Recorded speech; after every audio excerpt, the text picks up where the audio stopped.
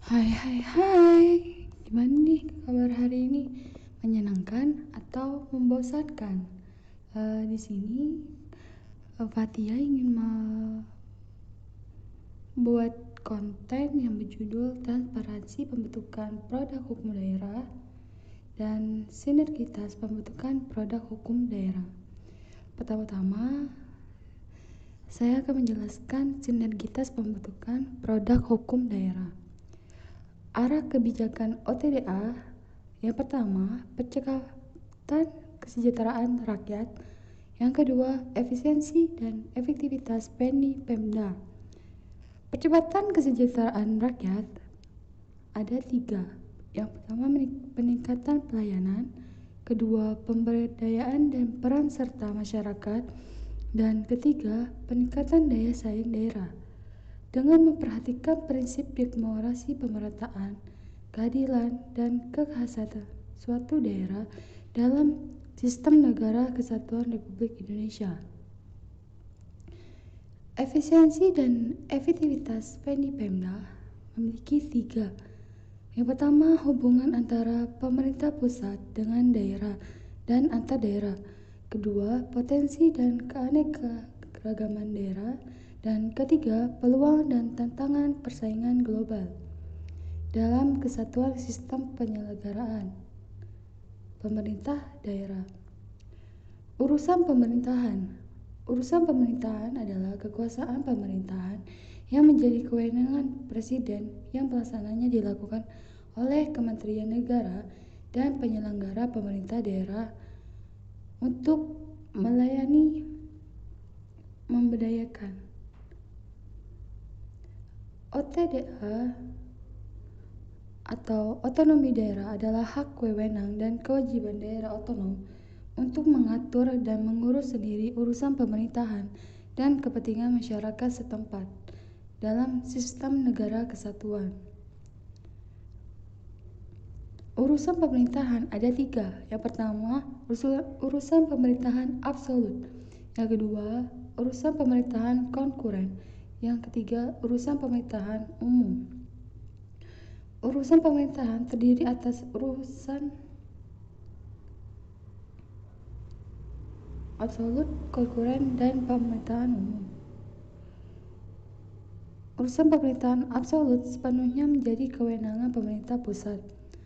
Urusan pemerintahan konkuren merupakan urusan pemerintahan yang dibagi antara pemerintah pusat dan daerah, provinsi, dan daerah kabupaten atau kota. Urusan pemerintahan konkuren yang diserahkan ke daerah menjadi dasar pelaksanaan otonomi daerah.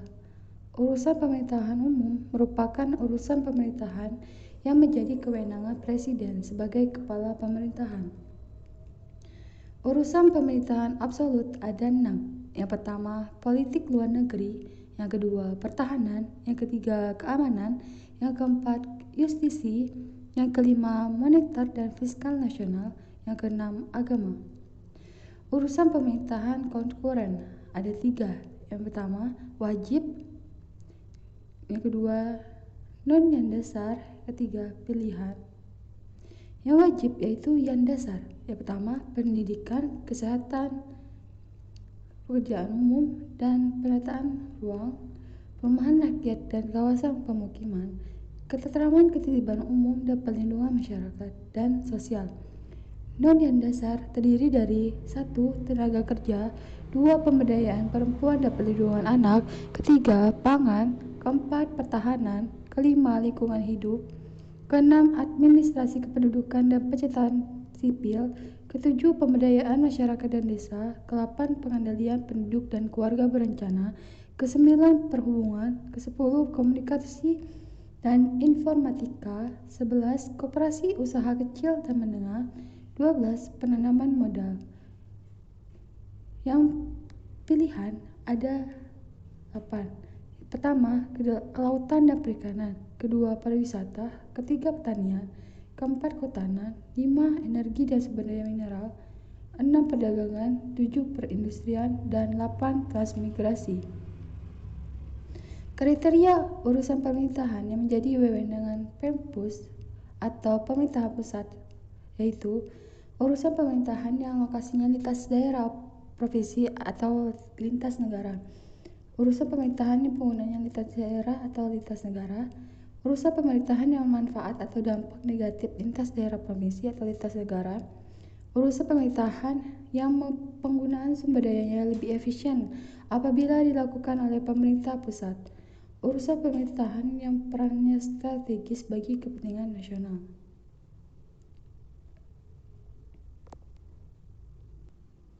Selanjutnya saya akan melanjutkan materi transparansi pembentukan produk hukum daerah.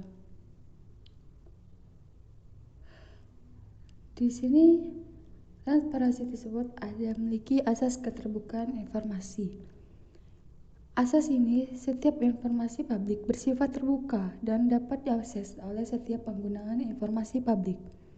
Informasi publik yang dikecualikan bersifat ketat dan terbatas. Setiap informasi publik harus dapat diperoleh setiap pemohon informasi publik dengan cepat dan tepat waktu, biaya ringan, dan cara sederhana. Kewajiban badan publik.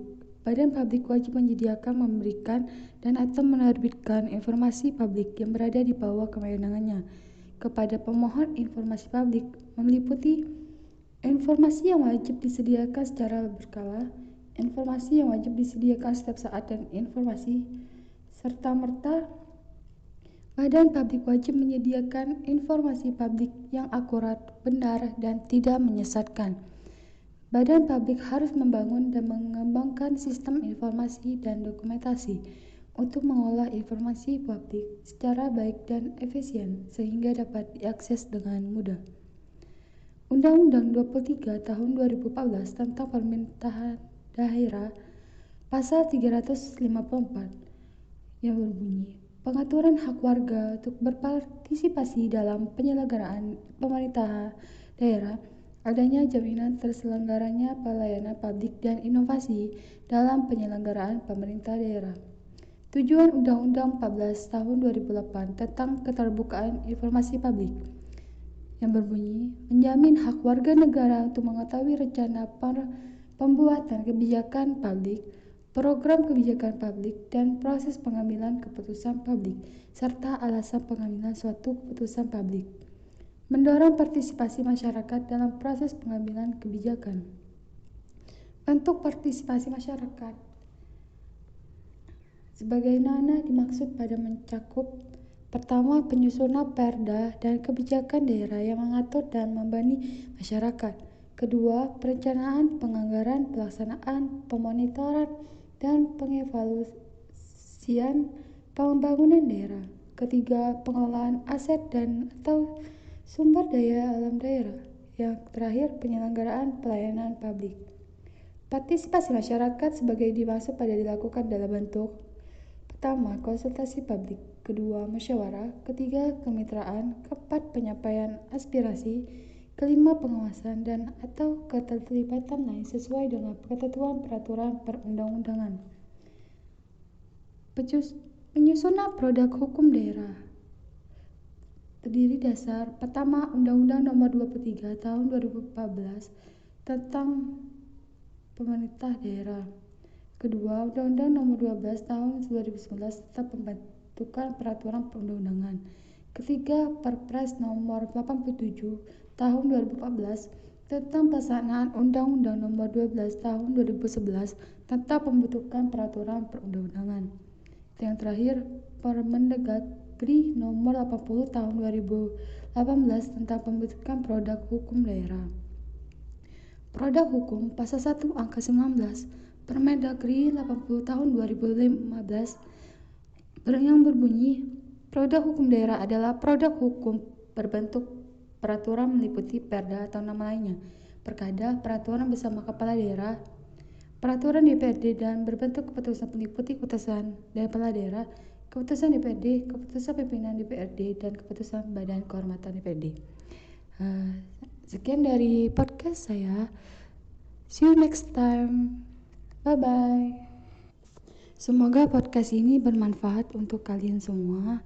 Saya akhiri. Wassalamualaikum warahmatullahi wabarakatuh.